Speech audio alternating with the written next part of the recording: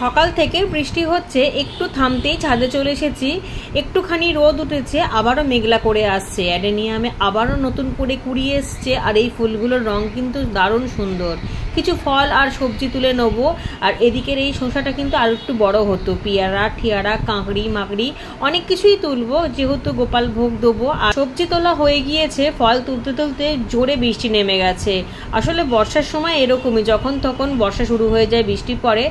যাই হোক, ঘরে চলে এসেছি। আর এই দেখুন কি কি ফল তুলেছি। একটা কাঁকড়ি, একটা শসা, 3টে পেয়ারা, একটা মিনি তরমুজ। এই তরমুজগুলো ছোট, বেশি বাড়বে না, কিন্তু ভেতরটা লাল এবং খুবই মিষ্টি, যেহেতু জৈব দিয়ে করি।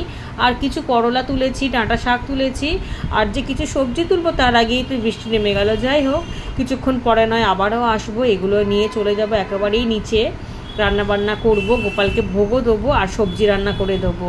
আর ফ্রেশ ফ্রেশ সবজি দেখে মনটা খুব ভালো হয়ে গেল।